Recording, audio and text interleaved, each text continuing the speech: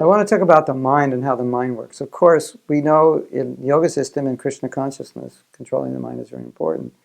And we have some ways we can control the mind, but there are things that we do that actually are harmful and we don't know it because it's not it's not so overtly embedded in our philosophy.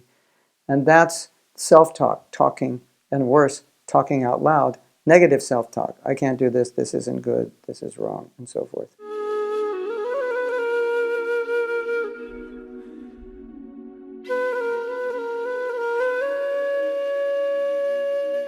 So a lot of times you'll catch yourself saying, this is difficult, this is going to be difficult. You should chant like this, or you should read this every day, or you should do this service. And then we say, it's going to be difficult, it's not my nature, I don't know if I can do it, etc. And so what happens when we're doing that is we're reinforcing the problem we have in trying to do that. Well, let's just give an example. Let's say it's 16 rounds, and you start saying, I don't like to chant, it takes so long, 16 rounds is difficult, 16 rounds is boring, 16 rounds is a real chore for me. So, and all that may be true. I'm not denying that. That is a reality for many of us. But what I'm saying is, even if it is true, why would you want to say that? Because all you're doing is reinforcing it. Now, if you want to chant 16 rounds, then you have to speak positively. Chanting is Mahaprabhu's mercy. It's his gift. Prabhupada said 16 rounds is not much. I have had beautiful experiences with chanting, sometimes relishing it, and deep down inside, I really like to chant. It's really something dear to me. If the mantra was taken away from me, I would go crazy if I could never chant the Maha Mantra anymore. So you have to reframe everything, and as you start speaking positively about it, it affects your consciousness, positive thinking or speaking, but especially speaking, because I see a lot of times devotees speak very negatively about things they would like to do or things they would like to give up, and so they're reinforcing the problem. I'll never do this, I'm so bad at this, I hate this. It actually increases the intensity of that problem. Now you even hate it more because you said that. Now it's even more difficult in your mind because you said it's difficult. Interesting, isn't it? Yeah, so catch yourself. If you want to go right, but you keep telling yourself you can only go left, you keep telling yourself how hard it is to go right, how bad it is, how many problems there are going to be if I go right, how I failed before when I went right. All you're doing is convincing yourself not to go right when in your heart of hearts you want to go right and you need to go right. I think you know what I'm talking about, and I think you've seen this. Now, of course, some of us, it's just in our mind. I'm afraid to do that. I could never do that. That's bad. But when you start saying it, it intensifies that negativity. And so the last thought I want to give, which kind of summarizes this, and it's a simple thought, but I don't know if everyone realizes this. Often, we want to do something in our heart of hearts, but we're completely aligned against it. We don't believe we can do it. We don't try to do it. We talk ourselves out of it. We tell ourselves it's hard.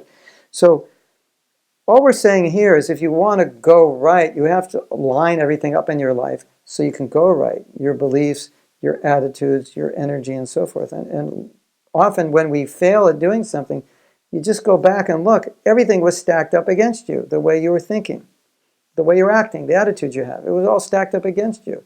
I can't do that, it's going to be hard, I don't have time, I don't feel like it, whatever.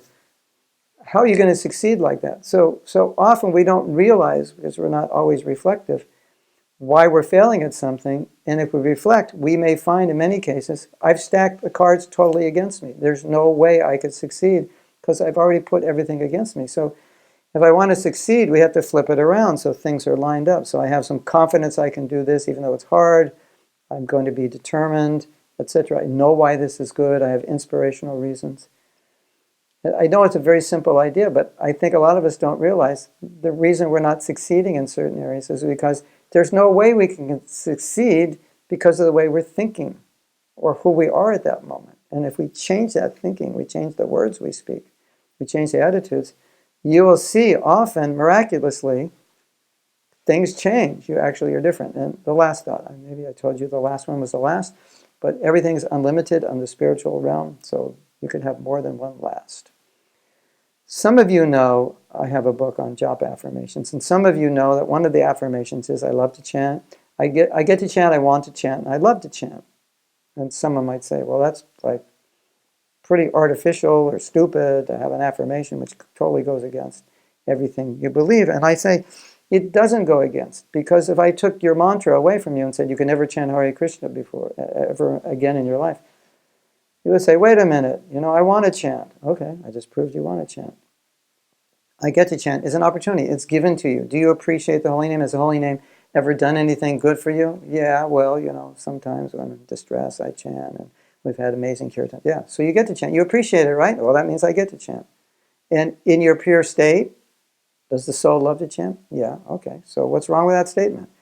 I get to chant, I want to chant, I get to chant, I love to chant. It's all true.